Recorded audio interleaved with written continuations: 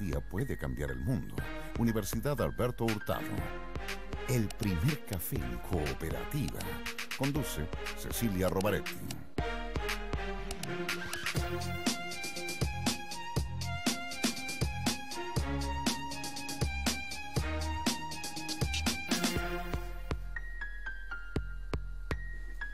Hola Santiago, hola Chile y hola al mundo que nos sigue a través de cooperativa.cl. 9 grados la temperatura actual, 28 la máxima que se espera para hoy. Estamos ya en nuestro primer café de esta semana, un poco curiosa, ya se notan menos autos en la calle, es una semisemana porque se viene el 18. Estamos con Camilo Escalona, presidente del Instituto Igualdad. Futuro... No, nada. ¿Cómo está Camilo? Contento porque Otone tomó vacaciones, así que pude venir a reemplazarlo. Usted viene igual, no sea así.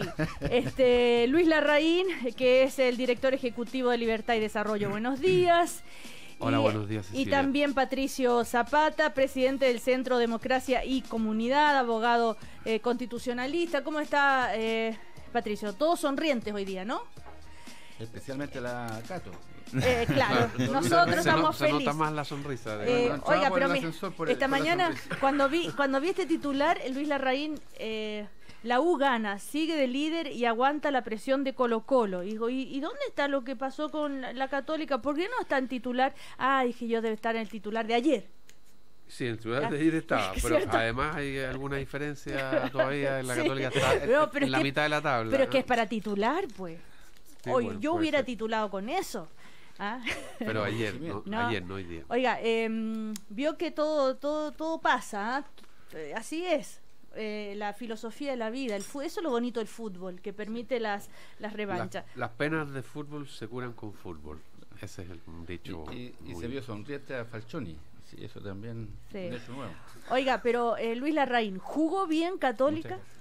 Porque eso es lo que importa también. Sí, yo creo que, el primer tiempo no jugó bien, fue muy contenido el primer tiempo, todavía se notaba un poco el momento que vivió el equipo, pero el segundo tiempo jugó muy bien y tuvo una figura estelar que fue José Luis Muñoz, que hizo 2 goles muy buenos. Muy bueno. ¿Y por qué lo echaron? Fue una jugada en el último minuto en que metió muy fuerte el pie nomás y lo echaron. Ajá. O sea, justificada la expulsión. Sí, está dentro podría haber sido una tarjeta amarilla en vez de una roja, pero la verdad es que fue un foul feo. ¿Y cómo reaccionó la hinchada? ¿Reaccionaron bien? ¿Celebraron? Hubo de todo. ¿Y qué más quieren? No, porque usted sabe que el mundo de la hinchada del fútbol es complejo, entonces hay gente que seguía gritando contra los dirigentes, después hubo otros que inexplicablemente, cuando la Católica va ganando 2-0, ponen una bomba de ruido, arriesgando que se suspende el partido y que le quiten los puntos a Católica. O sea, eso yo no sé si son de verdad hinchas de Católica. Sí, entonces, parece que no, yo creo. Pero al final lo importante es que se ganó y la mayoría de la gente de la Católica obviamente que está contenta por haber ganado. La Unión Española, Patricio Zapata, ganó y bien. Ahí. Muy bien, contra un buen equipo. Claro, y Camilo Escalona está echado para atrás, porque le de Colo-Colo. Tranquilo. Pero la U todavía... Estamos al acecho. Están al acecho. Yo si hubiera estado Ernesto Otone, este titular, hubiera dicho, la U gana, sigue de líder y aguanta la presión de Colo-Colo. Y Colo-Colo tiene que aguantar la presión de Wander. ¿O no? Así leí ayer. Así es, pues Wander está ahí a la guaite. Así que le mandamos saludos. Me llegaron unos mensajes de texto. Cecilia, mañana Otone va a estar feliz. Mira, ya es famoso Otone por su Wander. Bueno, a propósito, Luis Larraín, explotó una bomba de ruido en un estadio. Y cuando contó eso, empecé, una bomba en un estadio. Bueno, de ruido. De ruido, sí. Casi un acto terrorista.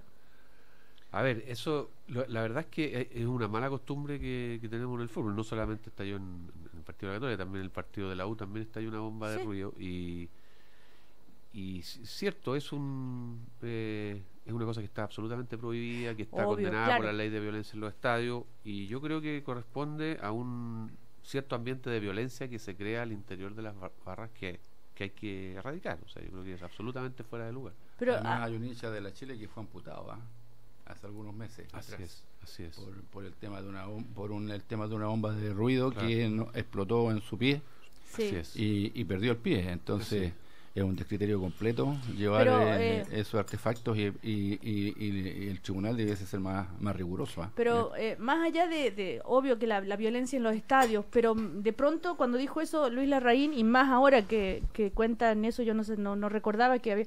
Entonces, y el debate sobre lo que es terrorismo, no, sobre los actos terroristas, que cuando está bien, la intención no es poner no es cierto, en peligro la estabilidad del país ni la institucionalidad del país, pero pucha, es un lugar público donde hay gente. Bueno, ¿te acuerdas, Cecilia? Nosotros hemos tenido acá conversaciones, más con Ernesto que con Camilo, sobre el tema de la violencia en general, que va más allá del tema del terrorismo, que es un tema, y en particular respecto a las manifestaciones. Yo siempre he dicho que creo que sobre todo las fuerzas de izquierda, y aquí a lo mejor Camilo recoge el guante, tienen que hacer una definición. ¿Y la de derecha no? Sí, espérate, Camilo, pero No, déjame terminar de decir, déjame terminar la idea. No me parece válido partir así en la conversación. No, lo que yo digo, estigmatizando a uno y salvando a los no, otros. lo que yo digo es lo siguiente: tienen que hacer una declaración, o sea, alguna manifestación que a mi juicio vaya más allá de lo declarativo, que lo han hecho, en contra de la violencia, y que ojalá llevara a un protocolo respecto a cuáles son los límites para hacer manifestaciones sociales en Chile, incluyendo el tema de los encapuchados. ¿Y por qué digo la gente de izquierda? Porque en general las movilizaciones sociales más importantes que han existido corresponden a la izquierda, por eso lo digo, no es que uno esté eximiendo a un sector u otro. Yo creo que de verdad es un problema. Nosotros lo hemos discutido acá, y a raíz del famoso proyecto de ley de encapuchados. O sea, como han defendido tanto Patricio como Néstor, y yo estoy de acuerdo con eso, la movilización es también un instrumento de acción política. Me parece que está bien. Pero es un instrumento que, como todos los instrumentos en una democracia, debiera tener sus normas y sus reglas. Y por lo tanto, a mí me encantaría que en este país avanzáramos, por ejemplo, hacia un protocolo respecto a cómo se hacen manifestaciones. Y creo que a lo mejor los momentos que hemos vivido últimamente y todo este ambiente que hay, es un ambiente propicio para tratar de ponerse de acuerdo sobre eso. Pero, ¿por qué, a propósito del atentado terrorista, qué tienen que ver con las manifestaciones y los encapuchados? Yo creo que tiene que ver con una cierta tolerancia al uso de la violencia. Y también con lo que estábamos hablando en los estadios. O sea, yo creo que el país tiene que cambiar, así como en muchas cosas queremos un estándar distinto, un estándar OCDE, por así decirlo. En materia de movilizaciones sociales también tenemos que cambiar nuestro estándar y cambiar al estándar que tienen países más desarrollados, donde también hay movilizaciones sociales, pero que tienen un carácter totalmente distinto. O sea, uno ha visto, no sé, en Washington, unos señores paseándose frente a la Casa Blanca con un cartelito que pueden estar todo el día ahí, y varios, y dando vueltas y todo lo demás, y eso es una manifestación. Uno puede ver en Londres, digamos, en Hyde Park y otros lugares, digamos, la gente manifestándose, pero no se usa la violencia. O las marchas masivas en París contra esto o lo otro, claro, enorme, pero no se usa la violencia. Yo creo que en esto hay que ser muy cuidadoso, porque Camilo Escalona, quien esté libre de culpa, quien lance la primera piedra. Sí. No olvidemos que en nuestro país el primer comandante en jefe del ejército que fue asesinado le hizo un comando de ultraderecha.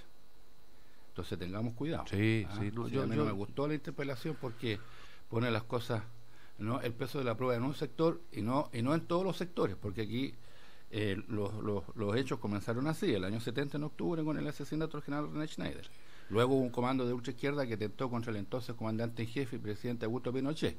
O sea, no digo de que esto no haya ocurrido en los otros sectores también. Pero la política, entonces la responsabilidad corresponde al conjunto. Sí, yo estoy de acuerdo que la responsabilidad corresponde al conjunto, pero yo estoy, Camilo, atendiendo a lo que es la realidad de Chile hoy. Y la realidad de Chile hoy nos dice que las manifestaciones de violencia se realizan mayormente en manifestaciones de fuerzas sociales convocadas en general por partidos de izquierda. Por eso que yo creo que siendo que es una responsabilidad de toda la política chilena, yo le entrego a los dirigentes responsables del Partido Socialista un rol especial. Pero yo puedo decir, don Luis Larraín, que el domingo pasado, no ayer, sino que el anterior, en la Marcha de los Derechos Humanos, la manifestación de jóvenes socialistas que participaban en la marcha fue apedreada por los encapuchados. ¿Eso usted lo sabía? No lo sabía, ¿verdad? Ahora, y en los centros de alumnos, los grupos anarcos organizados, ¿no?, reprimen y golpean a las opiniones de los jóvenes de izquierda que están en diferentes grupos de gobierno, ¿no? Y los intentan acallar, los persiguen, los reprimen dentro de los centros de alumnos, y para defender su idea de izquierda, esos jóvenes pasan sumas dificultades. Absolutamente repudiable, pero tú no dirás, como dijo alguien por ahí que últimamente no le achunta mucho con sus dichos, de que esto eran de derecha los... que había, digamos... encapuchado dije yo no dije la derecha. No, tú no has dicho eso, pero hubo otro dirigente que había del conglomerado que dijo. ¿Por qué no también investigar? Quién sabe que podría haber ciertos grupos de extrema derecha descolgados que podrían estar haciendo este tipo de acciones. Lo dijo Quintana, y también otra persona lo dijo, no recuerdo, ¿en este café fue? Bueno, no sé, ya me voy a acordar. Patricio Zapata. Mira, yo creo que siempre va a ser conveniente y nunca está de más que frente a hechos de violencia, amedrentamiento, terrorismo, uno tenga la claridad de hacer las condenas y además de reflexionar sobre las medidas que sean adecuadas para que eso no vuelva a ocurrir. Y en ese sentido yo no tengo ningún problema en hacer, y creo que todos tenemos que hacernos los ejercicios mentales de conciencia respecto a si uno siempre ha sido lo suficientemente claro o no en el pasado, en el presente, para no dar lugar a ninguna duda al respecto, porque en ese sentido la respuesta ciudadana es clave para efectos de que se note que normalmente los grupos que recurren a la violencia en estos términos son muy minoritarios y tratan de suplir a veces la falta de argumentos y la falta de convocatoria con la espectacularidad de un golpe de fuerza. Uno podría decir que son fascismos, algunos son fascismos de derecha, otros son fascismos de izquierda, pero tratan de reemplazar el diálogo, la persuasión, la acción política, la movilización política con los golpes de fuerza. Pero junto con eso, Luis, yo te diría lo siguiente, siempre también va a ser importante distinguir lo que es la movilización social, que no solo es un instrumento político, es un derecho fundamental, es un derecho humano, el derecho a reunirse, el derecho a protestar, el derecho a manifestar la disidencia, es un derecho humano. Hay sectores que no tienen la posibilidad de mandar una carta al diario y pagar una inserción en el diario, que cuesta bastante plata, y para esas personas el poder reunirse en las plazas, en las calles, poder marchar, evidentemente hay que ver la manera en que eso no signifique pasar a llevar los derechos de los demás, pero ese es un derecho fundamental. La protesta social pacífica es un derecho social. Segundo, la violencia genérica, la violencia de los estadios, la violencia de la delincuencia, de la droga. Y tercero, el terrorismo. Son tres cosas distintas. No debiéramos tratar como terrorismo la protesta social, ni tampoco tratar como terrorismo toda o cualquier violencia. Uno debiera ser capaz de hacer la distinción, y yo creo que durante el último tiempo muchas veces hay personas que tratan de juntar todas estas tres cosas en un mismo paquete, en un mismo combo. Entonces terminamos diciendo que los que protestan, y ahí van los encapuchados y los no encapuchados, de alguna manera son corresponsables o responsables de la violencia, y les aplicamos la ley antiterrorista. Entonces ese combo, ese mix, a mí me parece súper nefasto para la democracia. Y cuando se producen atentados como el del lunes pasado, esas personas que hacen estas confusiones, yo creo que se sienten como empoderados para volver a salir adelante y decir, no, entonces tenemos que tener leyes más estrictas, más duras, sin hacer la precisión elemental que tienen que hacer las democracias. Entonces, en este momento que vamos a discutir la ley antiterrorista, que ya se venía preparando un informe hace como un mes y medio, me consta, esta no es una respuesta improvisada, porque a mí me preguntaron hace más de 2 meses. ¿Por qué te consta? Me consta porque hace 2 meses del Ministerio del Interior me preguntaron, Patricio, estamos tratando de armar una comisión de juristas para que estudien una reforma a la ley antiterrorista, y yo planteé un par de nombres para que se incorporaran. Estaba encabezándolo Juan Pablo Hermosilla, repito, hace más de 2 meses, Sí. y van a entregar el informe la próxima semana, si no me equivoco, para de una vez por todas tratar de aclarar cuál va a ser en Chile el nudo de lo terrorista. Si va a ser un fin, un propósito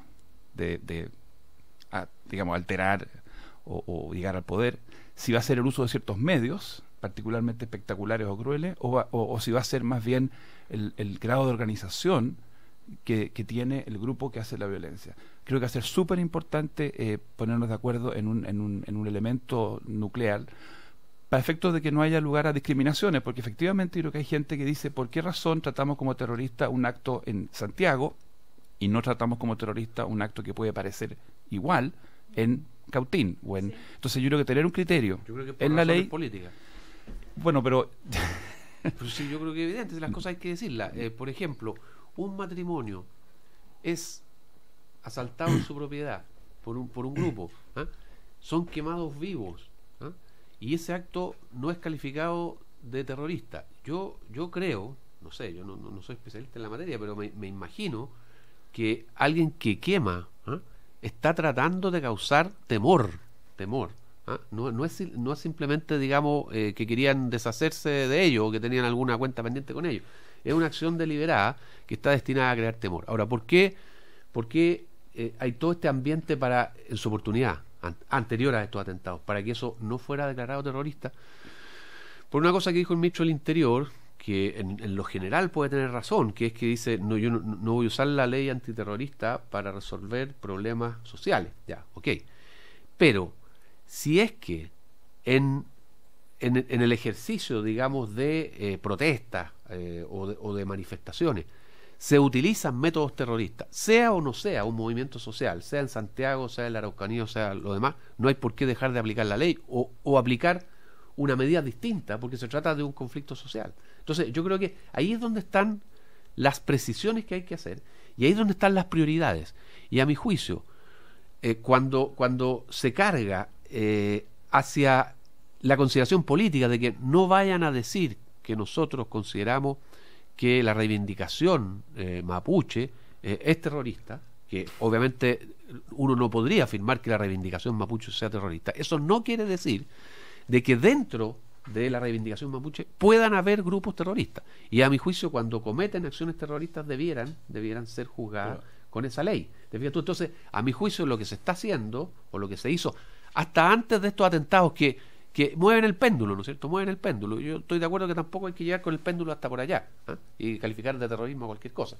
Pero hasta antes de eso se privilegiaba políticamente, ¿eh? El que no fuera siquiera a pensarse de que se estaba calificando como terrorista la reivindicación mapuche. Yo lo repito, la reivindicación mapuche no es terrorista, pero dentro de los que están en esa lucha hay grupos terroristas. Entonces yo creo que esas son las distinciones que nuestra sociedad debe ser capaz de hacer. Patricio Zapata.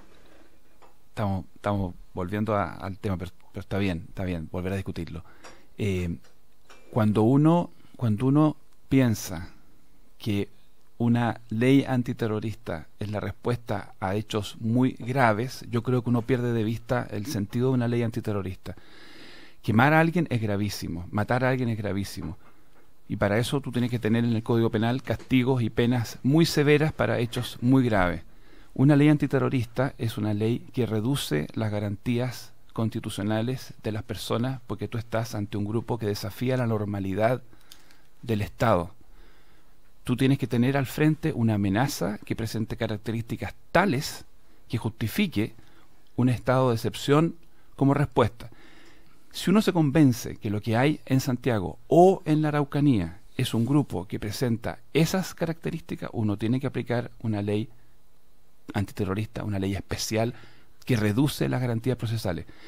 Yo creo que el hecho de que se use un medio, quizá el ejemplo va a ser malo, Luis, pero han habido casos en la historia en que se ha usado el quemar a las personas y no han sido precisamente o necesariamente grupos terroristas. Entonces yo lo que creo es, si tenemos una buena definición y tenemos una buena ley, una ley razonable, no con las debilidades que tiene la ley antiterrorista, que sigue teniendo la ley antiterrorista, vamos a poder estar en condiciones de usarla cuando realmente corresponda, que no es como respuesta a un hecho grave.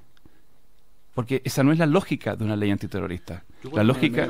¿Te fijas o no? No estoy hablando solamente de un hecho grave. A mí me cuesta entender que otro objetivo, que es el de causar terror en la población, tiene quemar vivos a un par de ancianos. No, me cuesta entender otra cosa. Yo creo que hay una dimensión cultural. Entonces no es un problema de gravedad, es un problema de propósito.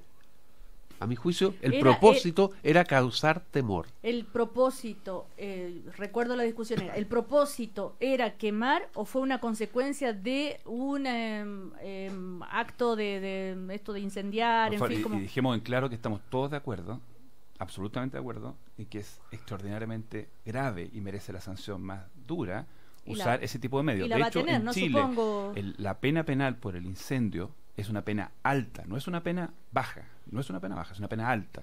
Y un homicidio intencional tiene una pena alta en Chile. Pero yo pienso que hay una dimensión cultural que es Camilo decisiva Escalona.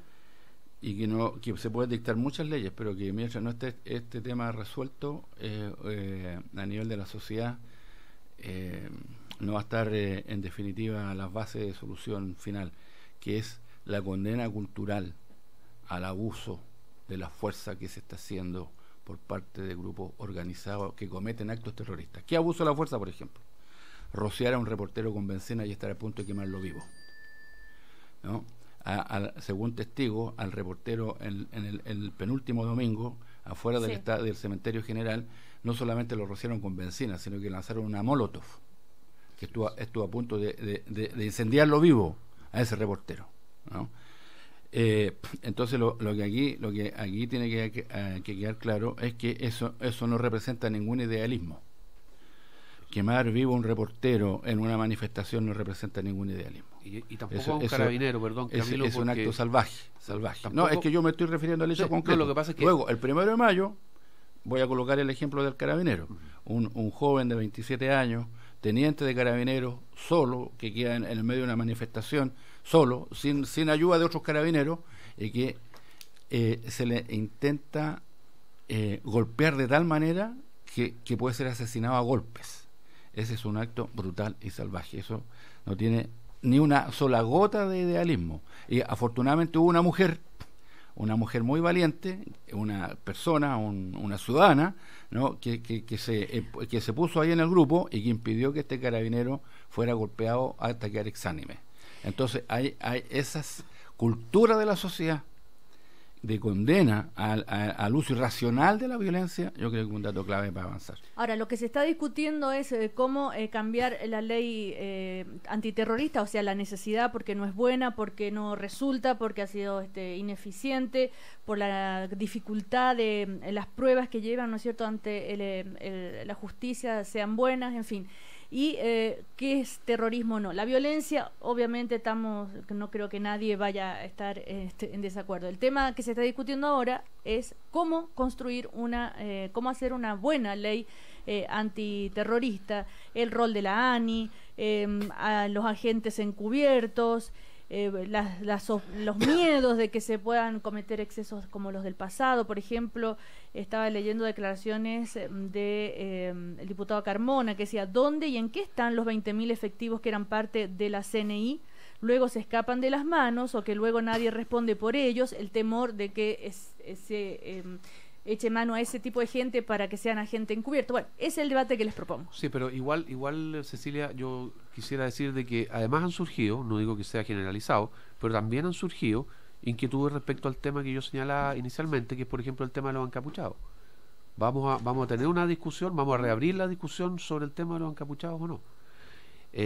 Yo creo que obviamente, y aquí uno no tiene los antecedentes, es parte de la discusión sobre la inteligencia, si la inteligencia es buena o no, pero se han escuchado algunas versiones que de alguna manera podrían indicar de que hay algunos nexos, ¿te fijas tú?, entre encapuchados, digamos, que son los que transforman manifestaciones sociales en actos de violencia, digamos, y algunos grupos anarquistas, ¿te fijas tú? Entonces, yo creo que es un tema que tiene algunos vasos comunicantes. No digo que sea lo mismo, es distinto, pero creo que tiene vasos comunicantes. Patricio Zapata.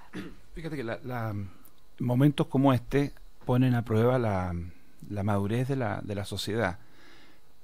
Porque si por un lado tiene que haber el rechazo categórico del que hablábamos con Camilo y Luis, cosa que no quepa ninguna duda de que una bomba, un intento de quemar vivo es absolutamente reprobado, también al mismo tiempo la sociedad tiene que ser capaz de reaccionar con razonabilidad. Porque una de las cosas que buscan a veces estos grupos es que quede más patente lo que ellos consideran es el carácter represivo, autoritario de la sociedad burguesa capitalista. Entonces muchas veces lo que se busca justamente es la reacción precipitada, la reacción que puede significar una exageración que justamente termine afectando derechos que no nos interesa afectar. No nos interesa meter en un mismo saco al disidente, al crítico, al alternativo con el terrorista. Pero ¿cuáles son los sistemas para...? Porque yo no creo que Camilo corresponda Escalón. el 1 de mayo, es muy aleccionador en este caso. Las organizaciones que apoyan a la CUT se organizaron de manera de enfrentar con un grupo de ellos, con un grupo de choque, a los encapuchados que van a impedir la marcha, ¿verdad? Y se trenzaron a palos, según todos vimos por la televisión, cerca del Cerro Santa Lucía. Yo, para ser franco, a mí me parece que en democracia no corresponde que tengan que ser los propios manifestantes para cuidar su manifestación los que se hagan cargo de disolver a ese grupo de choque de los encapuchados, porque no hay ninguna correlación entre una cosa y la otra. O sea, un trabajador tiene el derecho de ir a manifestarse el 1 de mayo. Y esto yo le llamo a este fenómeno de anarcofascismo. Ahí escribí un artículo sobre eso, me lo publicaron en varios medios. ¿Por qué razón? Porque la intencionalidad de ese grupo organizado es impedir que la gente se vaya a manifestar. Es aguarle la fiesta a una organización sindical, ¿no? Es impedir que una organización estudiantil pueda marchar libremente sin la necesidad de que la marcha termine en un cruento enfrentamiento con carabineros. Entonces, el Estado también tiene una responsabilidad en permitir que esas personas se puedan manifestar pacíficamente. O sea, nosotros este es un punto muy delicado. Hace ya varios años que esto viene ocurriendo, en el sentido de que esos grupos van y le impiden a la gente que pueda tener una manifestación pacífica. Pero volviendo, yo creo que si hay un tema candente es qué hacer con esta ley antiterrorista. Espérate, absolutamente de acuerdo con lo que dice Camilo, pero por ejemplo, se ha dicho que sería bueno que la ANI fuera reformulada. Yo creo que es una oportunidad para pensar en la ANI 15 años después de su creación. Pero, por ejemplo, yo tengo mis dudas de que la operación contra el delito, la acción ejecutiva, la acción en terreno, debamos entregársela a una agencia centralizada como es la ANI. Yo pienso que si vamos a trabajar con agentes encubiertos, si vamos a tener funcionarios que van a estar moviéndose entre grupos, ya sea de narcotráfico o de grupos violentos, yo prefiero que esos personeros estén dependiendo de las policías y bajo la tutela, la dirección de un fiscal. Entonces, este es el momento en que uno tiene que ser capaz de mirar fríamente las distintas alternativas. A mí siempre me ha parecido bueno separar lo que es la reflexión de inteligencia, que es lo que tiene que hacer la ANI, entregar información procesada sobre las tendencias generales del fenómeno delictual, no vinculadas a un determinado proceso o a una determinada causa penal. Separar eso, la inteligencia, de la operación. Ha sido mala la experiencia en general cuando se mezclan en un solo grupo, en un solo departamento, procesamiento de información y operaciones de terreno. Así sea, ¿no está de acuerdo con que la ANI tenga...? Yo estoy de acuerdo con pensar de nuevo la ANI y en ese sentido bienvenida a todas las ideas, pero yo creo que el trabajo en terreno operativo, como son los agentes encubiertos, es una tarea de las policías bajo la dirección de los fiscales. Anoche el defensor nacional, Leonardo Moreno, hablaba justamente de la modificación de la ley antiterrorista y él decía el énfasis debe estar en la prevención de estos hechos, más que en la sanción, porque modificar la ley antiterrorista aumentando las penas es porque el hecho ya se cometió. Entonces, justamente en la prevención, en el tema de cómo funciona la ANI, y daba cuenta de lo difícil que es este tema de las pruebas, y el caso de estos jóvenes que en Chile fueron dejados en libertad y que en España están procesados. Él hablaba de cómo se recogieron las pruebas allá, el buen trabajo de la fiscalía, digamos, allá, a diferencia de lo que puede haber sucedido aquí, que las pruebas son absolutamente claves para poder condenar. Bueno, en fin, Bueno, es difícil de explicar porque es un tema que apela mucho a lo emocional también, ¿no? Es difícil ser racional con esto porque... Bueno, yo pienso que la declaración que hizo el director de la ANI, abogado Gustavo Villalobos, en el sentido de que la ANI debiese tener agentes encubiertos, hizo que el debate se centrara en ese aspecto específico. Sí. ¿Ah? Si tiene que tener o no la ANI agentes encubiertos. El problema es que hoy día nadie los tiene. ¿No? ni la policía. No, ni la nadie. policía tampoco lo tiene. Entonces es un poco absurdo lo que nos pasa a los chilenos. Empezamos a discutir algo que no existe. Que no existe, ¿no? Lo que debe autorizar, entiendo yo, la legislación, ¿no? La institucionalidad democrática, es que la investigación pueda hacer uso de agentes encubiertos. Creo que esa es la base, eso es lo que hay que autorizar. Ahora, que un organismo como la ANI, que se dedica a recomendar y a procesar información, los pueda tener o no, bueno, es una materia posterior del debate, pero no creo que sea posible resolver el problema sin que se tenga la inteligencia, es decir, la información necesaria para poder hacer frente al problema que está en desarrollo en nuestro país hoy día. Patricio. Es que en este punto, fíjate que los fiscales vienen pidiendo, hace por lo menos 5 años, 6 años, 7 años, vienen pidiendo más recursos. El actual fiscal nacional, Saba Chaguán, todos los años plantea, lo hemos escuchado, Sí. que él necesita urgentemente tener una unidad para delitos complejos, porque frente al narcotráfico, frente a los grupos que usan bombas, no basta la capacidad que tienen fiscales que terminaron de estudiar Derecho en alguna universidad, hicieron un diplomado y que están a su cargo con 100, 200 o 300 causas de distinto tipo. O sea, yo creo que, digamos, para ser bien concreto, el principal problema probablemente está en que no hemos sido capaces, cuando han habido indicios contra algunas personas, de producir la prueba suficiente como para que un tribunal independiente condene. Eso. La solución no era, y nunca va a ser, relajar el estándar, cosa que se condene por sospecha o se condene por indicio.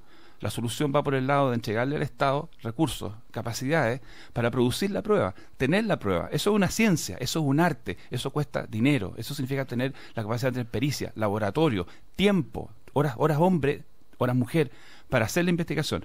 Y esa demanda la viene haciendo el Ministerio Público hace muchos años y la verdad es que está en el corazón de cualquier lucha contra la delincuencia, Bueno, en los fiscales. Luis Larraín. Sí, Y con esto vamos a comercial. Yo discrepo un poco. Yo creo que esta no es solamente un problema de recursos. Yo creo que es un problema de voluntad política y de una cierta cuestión cultural que creo que tenemos que ir cambiando en la sociedad chilena.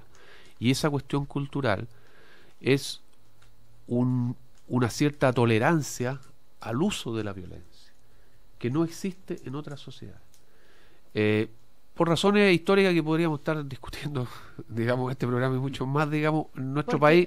No, porque todas las cosas que han pasado en nuestro país en materia de violencia política son cuestiones que de alguna manera permean. Entonces, ¿qué es lo que digo yo? Aquí no es solamente... A ver, por ejemplo, cuando un señor pone una bomba en una sucursal bancaria y hace estallar, Sí. incluso resulta mutilado el mismo, que la calificación Pitronelo. de eso no sea terrorista, a mí me parece que es una aberración.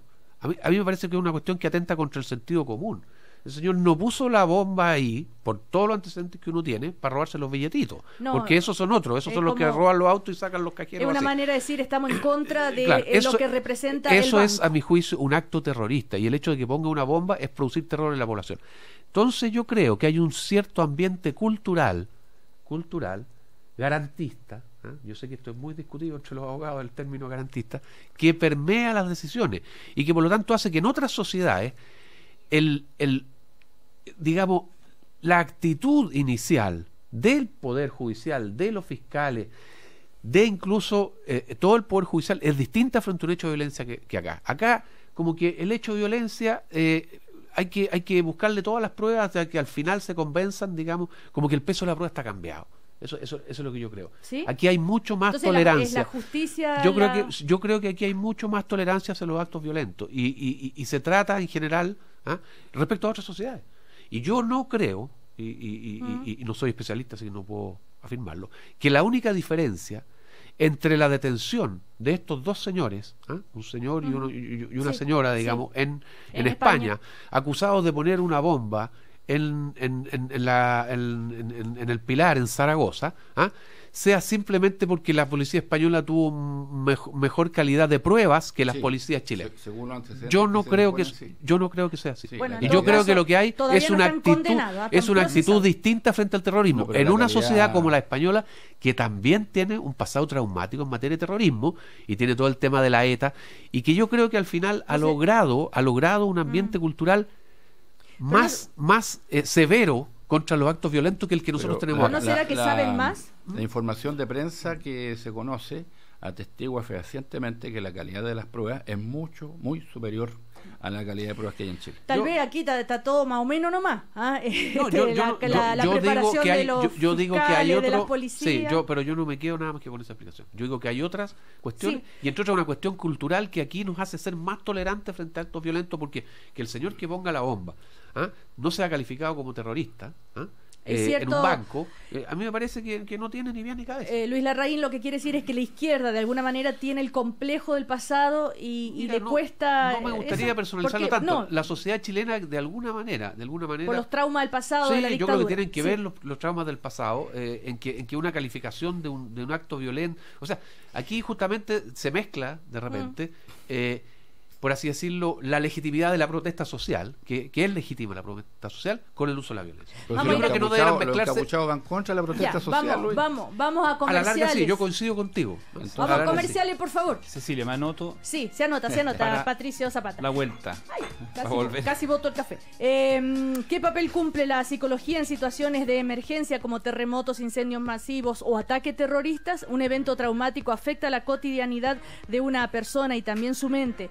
La publicación virtual Psicología Hoy de la Universidad Alberto Hurtado aborda este tema en su última edición, así que la recomendación es leerlo.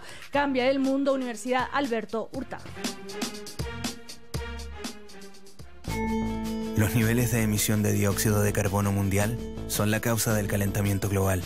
Chile cuenta con bosques y humedales únicos, capaces de capturar y retener ese gas. ¿Cómo los estamos conservando? Cambia el mundo.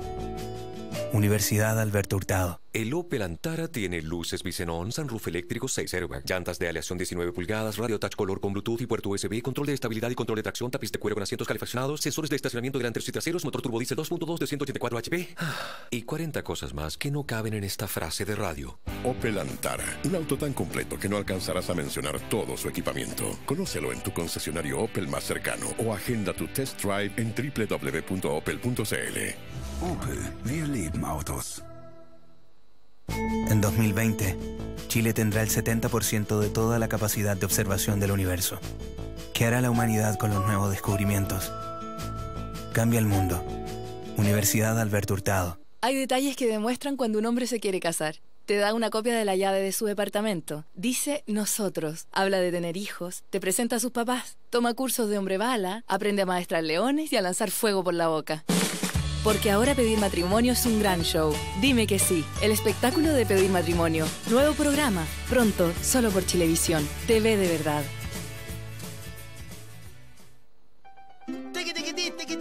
Una nueva palla del pato, aquí está. Este 18, muévete con tus tarjetas y sal a celebrar la pata, en auto o en camioneta. Celebra estas fiestas patrias con tus tarjetas de crédito Banco Estado y aprovecha las 3 o 6 cuotas sin interés en todos los rubros y en todo Chile. Banco Estado, de Chile, de los chilenos. Oferta vigente del 1 al 30 de septiembre de 2014.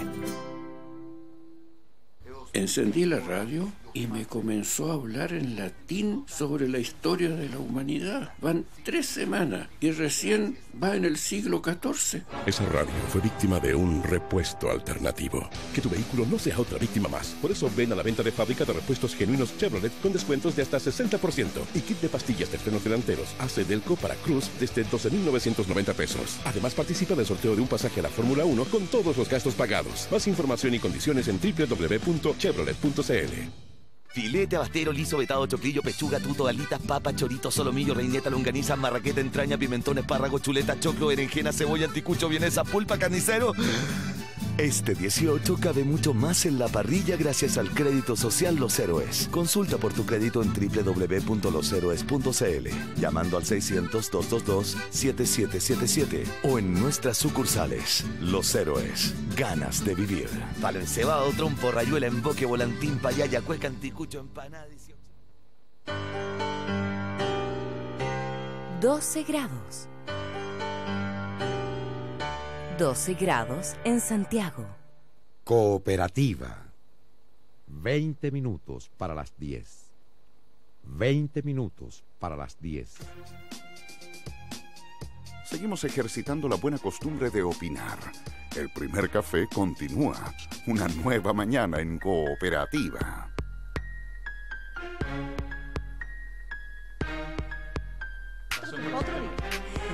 Seguimos en el primer café, estamos con Luis Larraín, con Camilo Escalona y Patricio Zapata, que tenía la palabra. Se inscribe. Sí, yo me Se inscribió, inscrito, vamos. Me había inscrito. Se apura para inscribirse. Porque aquí nos tiene ordenadito la Cecilia. A ver, yo quería referirme a una cosa que había dicho Luis.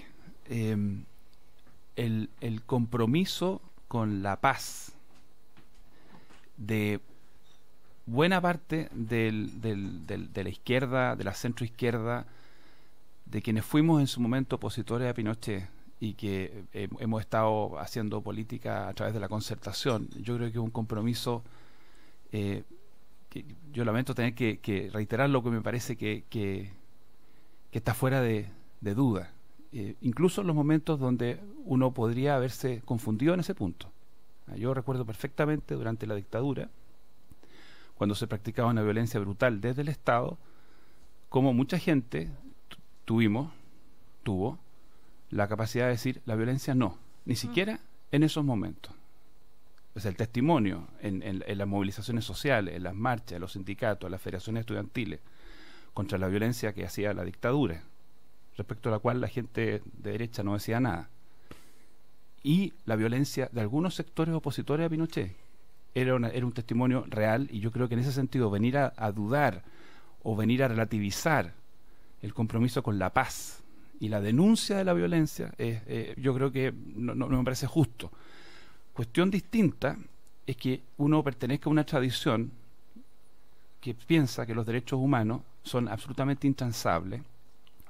Nunca se puede considerar a una persona como un medio para un fin, ni siquiera para el fin de la paz social podemos usar a los individuos como un medio y someterlos a procedimientos que sean injustos. Y en ese sentido yo pertenezco a una tradición ética según la cual es preferible padecer un mal o un injusto, es decir, que queden libres de vez en cuando algunos tipos que merecerían estar presos. Es preferible eso, con lo terrible que cometer un mal injusto. O sea, es que decir, un inocente esté preso. Meter preso a un inocente. Y de acuerdo a esa tradición ética, a esa convicción, uno va a defender siempre procedimientos que ofrezcan garantía. Y si eso significa que nos vamos a agarrar a todo lo que hay que agarrar, yo estoy dispuesto a defender esa tesis, porque esa es una sociedad más humana y más civilizada. Y creo que con esa tesis se puede combatir eficazmente la delincuencia y se puede ganar la batalla contra el terrorismo. Los españoles, lo recordaban recién ustedes, los españoles tuvieron una experiencia terrible con la ETA. La ETA es de los grupos más monstruosos y criminales que han habido en los últimos años, matando a personas frente a sus hijos, a salir de las iglesias. El Estado español ha dado una lucha relativamente exitosa, pero también hubo un momento en que el gobierno español refaló. Y dentro del gobierno del Estado español se armaron unos grupos ilegales, que cometieron crímenes también. Los españoles reaccionaron contra eso y dijeron, es mala la ETA, vamos a combatir a la ETA, pero tampoco vamos a aceptar que con el fin de tener paz pasemos a llevar los derechos de los ciudadanos españoles. Ustedes fueron testigos de esa época cuando se logró desbaratar el terrorismo en democracia, ¿no? La famosa oficina. Ya lo hemos hablado durante toda la semana, hablamos con Chirin, donde el enemigo estaba identificado. En el caso de la ETA también sabemos quiénes son los que están poniendo las bombas. El tema ahora es más complejo porque son como hechos aislados, todavía no se sabe muy bien quiénes son estos anarquistas, si están organizados o no. Eso complica las cosas, me imagino. Claro, yo siento que esto no tiene nada que ver con lo ocurrido a comienzos de los 90, que claro. Grupos de izquierda que proclamaron la lucha armada contra Pinochet siguieron haciendo acciones armadas en democracia, ¿no? Esto no tiene nada que ver. Incluso más, yo creo que no tiene nada que ver en el sentido que sean grupos de la ex-CNI tampoco. Yo creo que aquí hay grupos que no han sido identificados aún, que tienen una definición de destrucción del Estado. ¿Pero están organizados? Es la paradoja del anarquismo, porque se organiza para hacer terrorismo. Estos grupos Yo creo que ejecutan actos terroristas perfectamente planificados. Si no, no serían posibles hacerlo. ¿Cómo puede una persona ir con el tipo de preparación, con la sangre fría, con el detalle, con la meticulosidad que eso requiere, instalar un artefacto explosivo en una estación de metro o al lado de la estación de metro? Eso requiere una planificación muy a sangre fría de mucho tiempo. ¿Por qué es tan difícil para la inteligencia identificarlo? Porque no ha sido eficiente la inteligencia, pues digamos las cosas como son. Esta es mi convicción. Mi convicción es que nosotros no hemos tenido una inteligencia a la altura del desafío que se ha generado. Y entonces, claro, en la opinión pública es que se generan todo tipo de teorías, que son los grupos ultras antiguos, que son los ex-NI que andan buscando generar desestabilización al actual gobierno, en fin. Claro, que se generan esas especulaciones de manera inevitable ante la ineficiencia. Seamos claros. ¿Algo más? No, yo Luis Larraín. Respecto a lo que decía Patricio, que es una posición muy respetable y que no quiero ser peyorativo, pero que en el fondo hace una defensa del garantismo sin usar peyorativamente la palabra garantismo. De los derechos humanos. Claro, lo que pasa es que hay derechos humanos en las personas que son víctimas también. Entonces, esa es la ecuación que es muy difícil de manejar, y yo entiendo que este es un problema complejo. Este no es solamente un problema en la sociedad chilena. Hay debates sobre esto, por ejemplo, en Estados Unidos, que son importantísimos respecto a la posibilidad de acceder a la información sobre personas y al uso que las agencias, digamos, de allá han hecho, digamos, de información que es privada de las personas y que en definitiva significa algún tipo de control del Estado sobre tu vida. Entonces, yo creo que yo encuentro que es muy respetable, pero que como en todas las cosas, hay situaciones que son grises, en las cuales tú dices, yo pongo el peso de la prueba respecto a la persona que está siendo acusada, porque el proceso tiene que darle garantía. También está la otra persona, que fue la persona que fue víctima. Entonces, encontrar el equilibrio entre esas dos cosas me parece que es lo que es necesario como sociedad. Y yo creo, y estoy consciente de que es una opinión y que puede haber otras distintas, es que para ese proceso, en la sociedad chilena nos falta una cierta evolución cultural, en el sentido de hacer una mayor condena al uso de la violencia. Y yo creo que cuando lo hagamos como sociedad, a lo mejor vamos a tener un mejor equilibrio respecto a esas cosas. Pero yo pienso que el problema cultural está en que los grupos anarcos se presentan como libertarios y estas acciones van en contra de la libertad. Aquí hay un problema de fondo, cuando a la gente no se le permite lo básico, lo elemental, lo mínimo que una persona aspira en una sociedad democrática, que ir tranquilo en la manifestación del 1 de mayo y se encuentra con una lluvia de piedra que le impide manifestarse. Esos grupos atentan contra la libertad de las personas. No son libertarios, son enemigos de la libertad. Ese es el punto. Otro antecedente, el caso de Víctor Montoya, recordemos, Víctor Hugo Montoya Encina, acusado de haber puesto una bomba en el retén de carabineros de las Vizcachas, ¿se acuerdan? El primer fallo del Tribunal Oral en lo Penal de Puente Alto lo absolvió de todos los cargos e incluso dictaminó que los querellantes debían pagar los costos del juicio. Sin embargo, la sentencia quedó anulada la semana pasada por la Corte de Apelaciones de San Miguel. Y hay una entrevista que aparece hoy en The Clinic, a Víctor Montoya, donde él cuenta todo cómo fue el proceso, que lo detuvieron, en fin, están los padres, el papá, la mamá, bueno, en fin, y ¿cómo se explica eso? Entonces, mira, yo tengo una explicación. Larraín, y justo además ocurre en medio de clima cultural que hay respecto a este tipo de situaciones incide también en las decisiones de los jueces.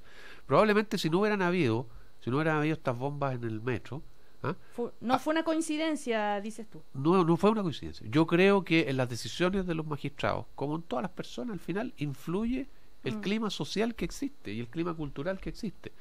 Y por lo tanto, si no hubieran existido esos atentados en el metro, a lo mejor el fallo hubiera sido distinto y hubieran confirmado. Entonces, a eso es lo que yo me refiero con el clima cultural que hay respecto a la violencia. Yo creo que cuando ya se percibe, o sea, como en todas las cosas, el péndulo se va para acá, el péndulo se va para allá, y cuando de repente hay un cierto hastío en la sociedad chilena que no quiere permitir más acciones de violencia, entonces los poderes públicos, tanto los magistrados como los políticos, empiezan a mirar un poco más ese clima y a lo mejor cambia un poco el criterio que tenían hasta aquí. Y esa es una cuestión que es inevitable y que yo creo que tenemos como sociedad que administrar. Patricio.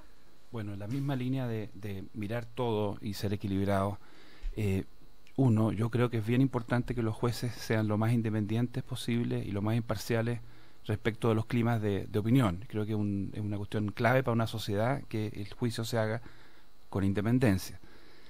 Y lo segundo es, a ver, ¿cómo decirlo? Hay que mirar la violencia, hay que condenar la violencia. Y una de las violencias es la violencia terrible de personas que están luchando contra el Estado. Pero yo quiero reivindicar la idea de que también tenemos que ser capaces de mantener los controles respecto a la violencia que puede ejercer el Estado. Estados Unidos, por ejemplo, tú lo citabas al pasar, Estados Unidos tiene un récord muy terrible, muy terrible. En el Economist venía una información sobre cuánta gente muere por acción de la policía norteamericana al año, a bala. 500 personas murieron el año pasado, en Alemania 2, en algunos países 0. Eso tiene que ver con una conciencia de los límites de las policías, de la acción policial. Hay países que tienen más conciencia. Nosotros tenemos en ese sentido un buen récord. En Chile hay pocos actos de abuso policial, y cuando los hay, tiene que haber condena también. No siempre hay condena cuando eso ocurre.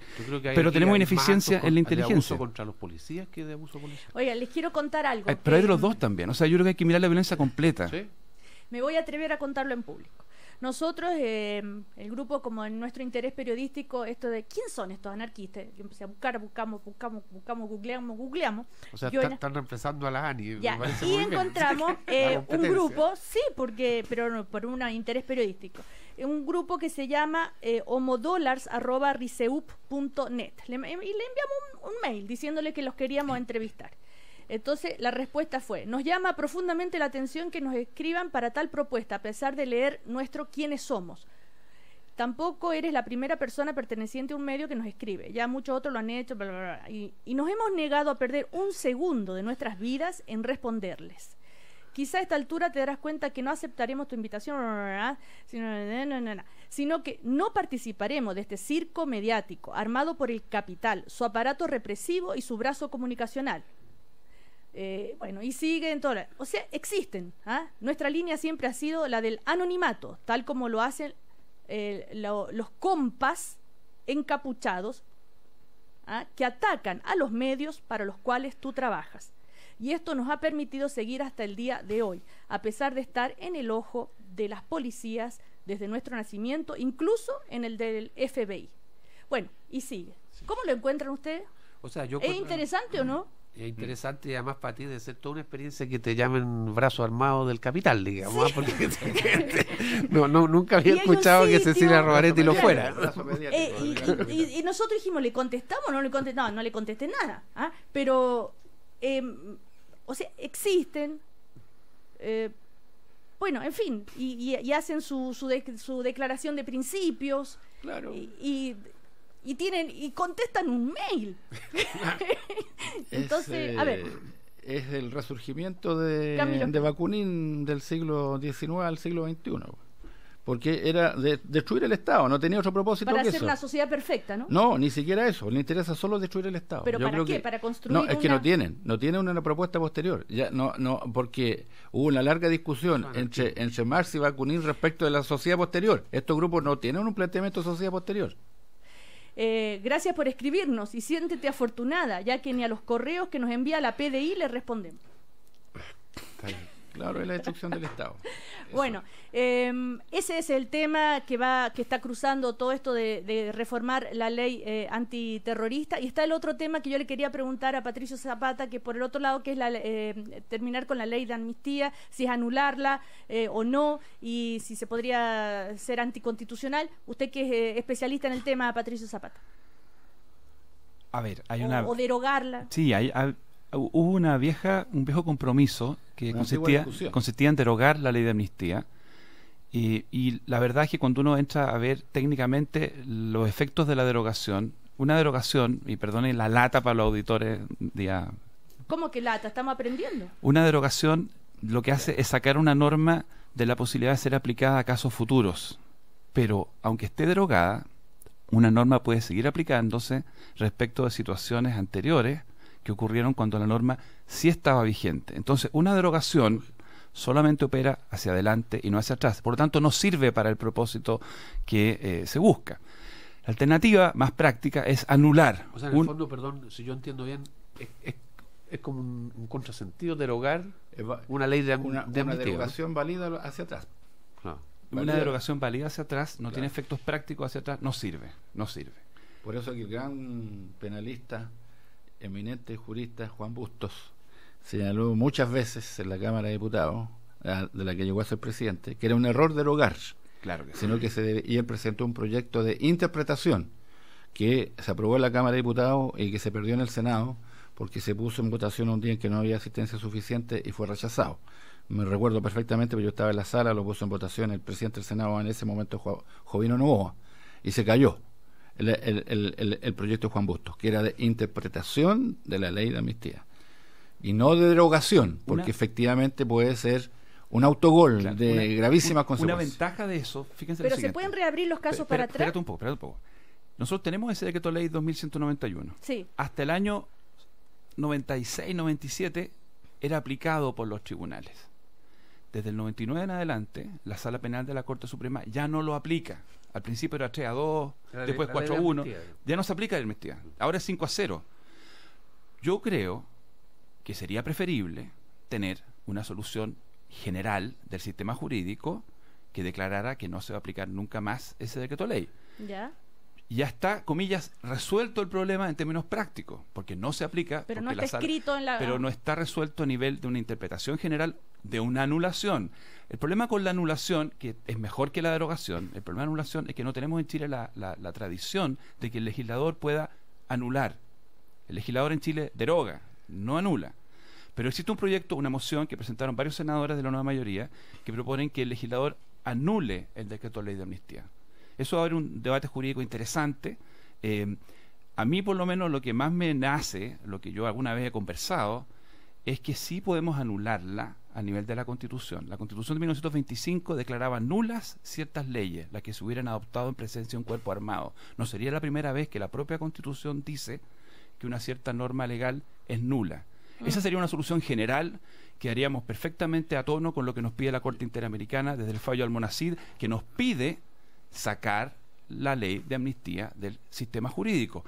Y no solamente estar tranquilos durmiendo con conciencia calmada porque la Sala Penal de la Corte Suprema no la aplica. Entonces, aquí hay un tema interesante, es un tema para discutirlo, más largo. Yo creo que a esta altura hay un consenso nacional de que esa ley de amnistía no fue una verdadera amnistía, que es un momento en que el país se reencuentra y se reconcilia y trata de superar una etapa, sino que fue un autoperdón en que los propios responsables de la acción criminal se autoexculpan y por delitos que no pueden ser amnistiados, delitos de lesa humanidad. Con toda modestia sugeriría Camilo Escalón. Sugeriría reponer con firma parlamentario, patrocinio del Ejecutivo, el proyecto Juan Bustos. Luis Larraín, ¿qué opina de esto de terminar con la ley de amnistía? Lo que están reclamando algunos, pidiendo que sea para atrás y que entonces que se pueda juzgar a los culpables, yo que creo están libres. O sea, la impresión que yo me he formado, sin ser un especialista en el tema, es que la discusión es más bien política que jurídica. Yo he escuchado a gente que tiene cierto prestigio en estos temas, como mismo José Salaquet, decir de que no tiene ningún efecto práctico, digamos, que no sirve y que puede ser incluso declarada inconstitucional si se anulaba, ¿no? Claro. ¿Eso dijo? Sí. De manera que yo creo que al final es más una discusión política que una discusión destinada a tener algún efecto práctico. O cumplir con una promesa que se hizo de campaña, de programa de gobierno, con las organizaciones ¿Pero estaba en el sí. programa de Bachelet? No sé si estaba en Sí, según leí, sí. En estos términos yo creo que no, pero bueno, no sé. En todo caso, sí. ¿Cómo? Sí estaba, pero ya no se usaba el concepto de derogación, pero porque hace muchos años que hay claridad sobre... Habrá de dejar sin efecto o dejar de... Claro. Yo quiero reiterar el punto de que la Corte Interamericana de Derechos Humanos le ha pedido a Chile que adopte decisiones a nivel de Estado que signifiquen que no haya ninguna posibilidad que vuelva a aplicarse una norma que es contraria a principios claros. Yo quiero repetir una idea central. Cuando se trata de delitos de lesa humanidad, no estamos hablando de cualquier delito, y hemos hablado hace 10 minutos de no ser tolerante frente a la violencia. Bueno, cuando se trata de delitos de lesa humanidad, la amnistía y la prescripción no proceden. Y eso es un consenso planetario. Y creo que es bueno que Chile se ponga en lo mejor posible con ese consenso. Bueno, hemos estado muy interesante, no denso, serio, y estamos en un clima 18ero que ya se viene, y yo entré a la radio y le pregunté a quienes estaban en la puerta qué se celebra el 18 de septiembre, y todos respondieron muy bien, la primera junta. Bueno, porque el otro día leía un artículo de tanto festejo que pareciera que el 18 es puro, de hecho hay una publicidad, vaya a celebrar el 18 a Buenos Aires. Una oferta de vuelo, en fin. ¿Qué se celebra el 18? Pero más profundamente que el hecho histórico. Más que el hecho histórico. Sí, hay... Que se fundó Chile como nación, pues eso es. Leila Larraín. Sí, la chilenidad. La chilenidad. Sí, yo creo que sí. Patricio. La voluntad de tomar el destino de nuestro país en nuestras manos.